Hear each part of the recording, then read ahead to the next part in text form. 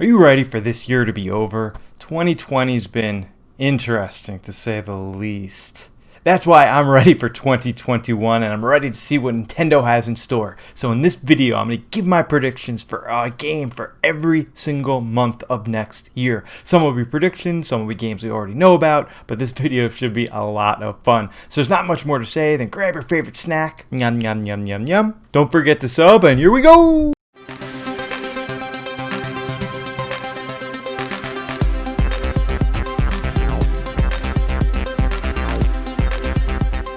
Okay, the first few months of the year, we actually have a pretty decent picture of what's going on, and it starts in January, and that's with Hitman 3. This game is also getting published and released on other major consoles, so it's not an exclusive, but for the Switch version, it is going to be a cloud-based game. Very similar to what Nintendo did with Control. I think that was 2 months ago. You'll be able to play this game, but it'll actually be cloud-based, so it's no cartridge, it's not a download, but you'll be streaming it from the cloud, and if it's anything like what Control played like, I think we're in store for a good game. It'll be interesting to see A, if the Nintendo fanbase gravitates towards the Hitman franchise, and B, how this game runs. But we do have at least one big title coming to the Switch in January. February is a little different because we actually have two exclusives coming to the Switch, so there's going to be no predictions in February.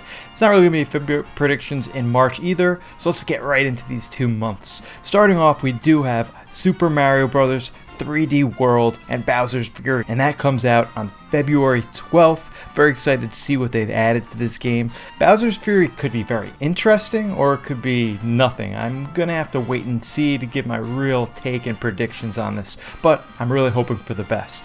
And another game that I'm not really interested in, but I know people have been clamoring for the last year, is Bravely Default Part 2, and that comes out on February 26th. This is an RPG, and there hasn't been a great RPG on the Switch in a little bit, so pretty cool.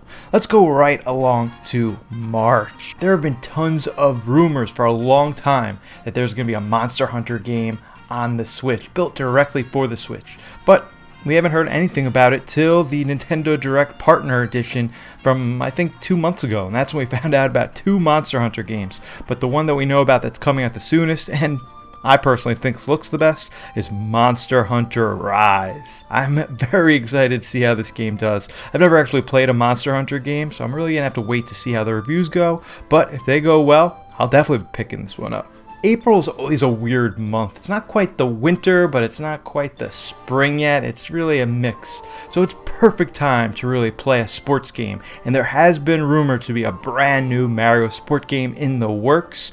Camelot has been pretty quiet ever since they came out with Mario Aces back in 2018. So I think it's time we get a Mario golf game on the Switch.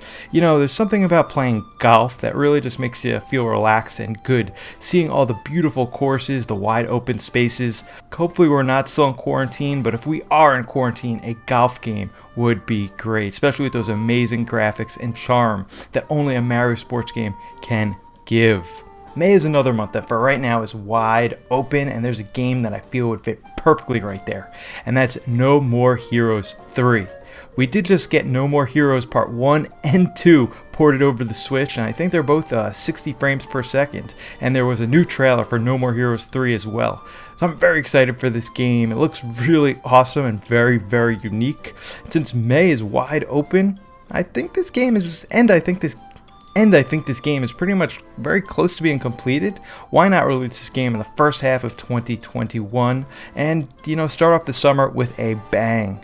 So what does the beginning of the summer, and more importantly June, really mean? It means going outside, seeing nature, discovering new things, maybe even seeing some Pokemon. That's right. We got the announcement that Pokemon Snap, or whatever it's called, the new Pokemon Snap, is in development. And from the trailer, it looks beautiful. I really think June is a perfect time for this game. Usually the beginning of the summer is a little slow, especially if E3 doesn't happen. So put out Pokemon Snap and really start off Pokemon's 25th anniversary with a bang. Like I said, this trailer looks simply stunning. I can't wait to know more. July is a funny month in gaming.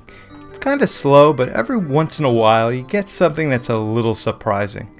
And this next IP from Nintendo, I know we get a game here or there from, but we haven't got anything really rich and really exciting in a while. That's why I think we're actually going to get a 3D Kirby game in July of this year. And I know what you're saying, Kirby doesn't sell that well. Star Allies was boring. The newest fighting game was basically shadow dropped. If they actually put a little bit of marketing into a 3D Kirby game and then put some care into it, maybe it'll be really good. Maybe it won't be a full 3D game, maybe it'll be 2.5D. But if there's a really good platformer starring Kirby, your favorite pink ball of whatever, and he could suck in his enemies, I think it could actually do and sell really well, especially if it is that Nintendo. August is known to be the dog days of summer when you're a little tired and lacking a little energy from all the heat. And Platinum Games has actually taken advantage of this month several times in the past. Recently they came out Astral Chain and it was actually pretty successful for, that August game. So why not release one of their most highly anticipated games of the last maybe 4 or 5 years, and it's Bayonetta Part 3. This game was actually announced in 2017 at the Game Awards. Hopefully we'll be knowing a little bit more about this game very soon, maybe even at the Game Awards at the end of this week. But I honestly think that an August release date is very possible.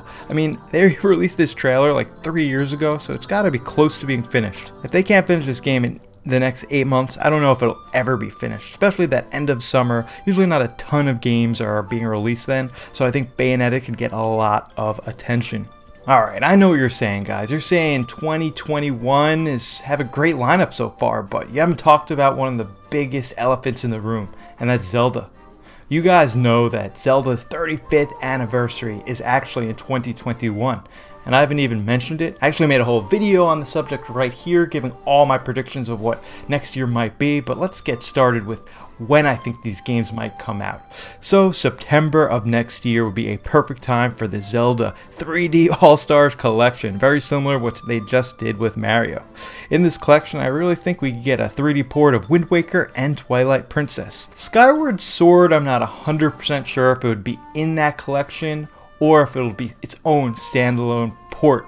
I could see Nintendo releasing, a 3D collection with 2 games and then a standalone Skyward Sword HD, so it'd be 2 separate, IPs and games that you'd have to buy. Nintendo's gonna be Nintendo, so you never really know, but it will be the beginning of a huge monster celebration of Zelda for the second half of 2021. October is when things start getting colder.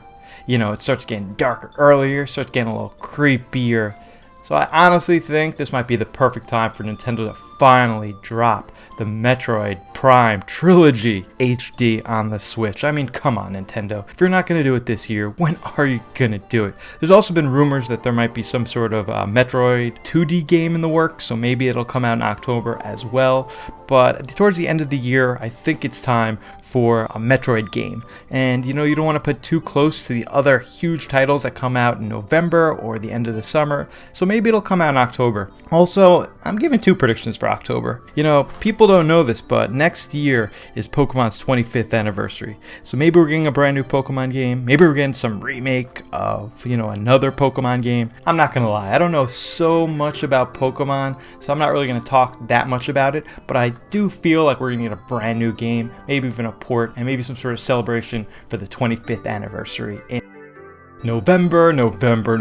Oh, sweet November. I've really been looking forward to talking about this month, because I honestly think, without a shadow of a doubt, that we are getting Breath of the Wild Part 2, and it is coming out in November of 2021. Not only has this game been so highly anticipated for the last year and a half, but I personally just cannot wait for this. The first trailer was released back in E3 of 2019, so it's been a year and a half since we've heard anything about the game.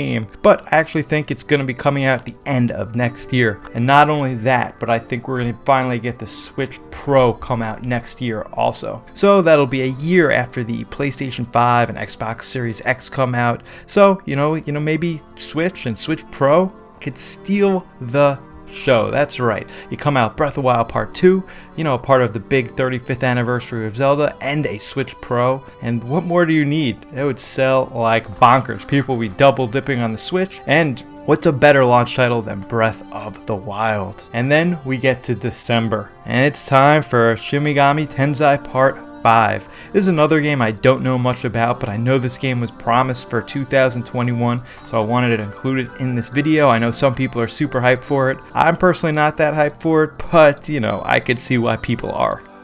So there you have it, guys, my dream lineup for Nintendo for 2021. What do you think? Do you agree with the games that I picked? Do you agree with the months that I picked for those games? Let me know right in the comments section down below, and I'll be sure to get back to you, really start some dialogue, and really kind of predict what 2021 could be all about for Nintendo. Guys, I live stream twice a week, every Tuesday and Thursdays at 8 p.m. Eastern Standard Time, and I make a few prediction videos, discussion videos, reaction videos a few times a week. So if you're interested in any of this stuff, be sure to hit that sub button, hit that like button, so next time I go live with content, you get it right away. Guys, thank you so much for watching this video. I am Turbo Jesse. I'll see you on the flip side.